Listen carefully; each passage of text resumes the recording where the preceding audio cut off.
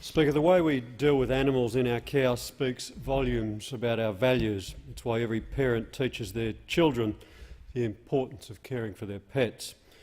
It doesn't always follow that people who are kind to animals extend that affection to their fellow human beings, but it is one insight into our humanity.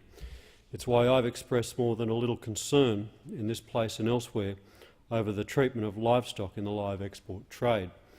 As custodians of these creatures, we have a duty of responsibility. When we apply these values to the subject of live animal export, we are found wanting. If ever we're able to turn a blind eye to this issue, the internet extends our gaze, and our television can bring it into our lounge room on an all too frequent basis. In recent times, we've been shocked as footage of barbaric treatment of animals in slaughterhouses around the world. We cannot distance ourselves from this horror, as we are critical links in the supply chain that ends in this misery. It's not just the end point in the process, because when we export livestock to another country, we know that it's done for a purpose. The animal will be slaughtered for food for others, and I have no quarrel with this.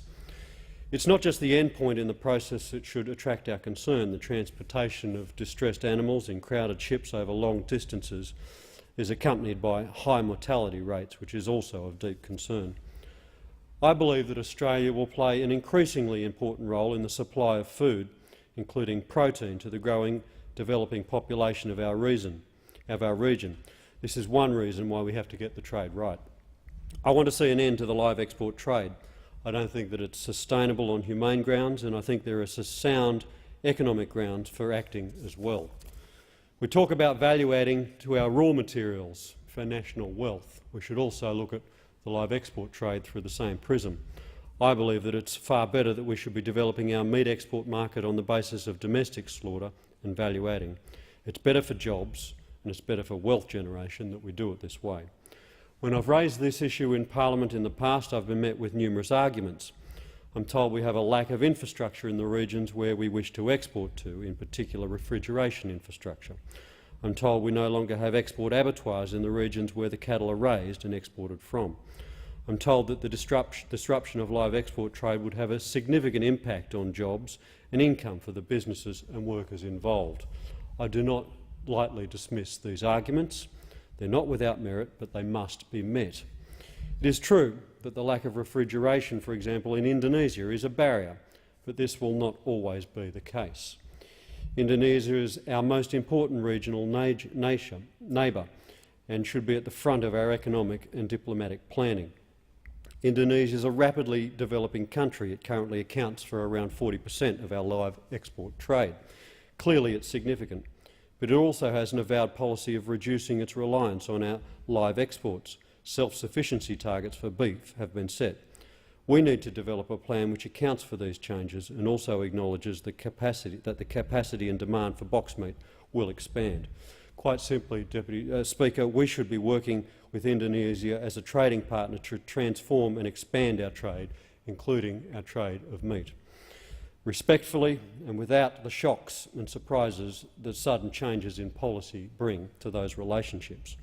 Of course, Indonesia isn't the only country to which we export meat, but it is the biggest.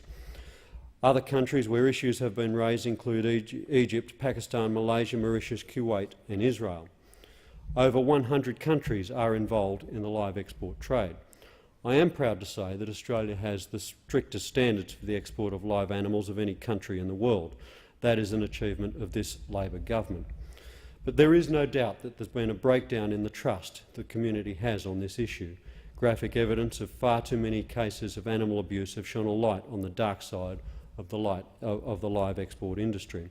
It's why I say, Speaker, we need to have a plan to address this. The community confidence in the way we are doing it at the moment has been broken. There are many people within my electorate who contact me on a daily and weekly basis and demand action from the government. I add my voice to their concerns and say we need a change of policy. It can't be delivered overnight, but we cannot assume that we can continue to do the things the way we are doing them at the moment. So I say, on the basis of humane treatment of animals and the basis of a sustainable economic model, we need to change the way we are dealing with the live export trade. It being 10:30 p.m, the debate is interrupted.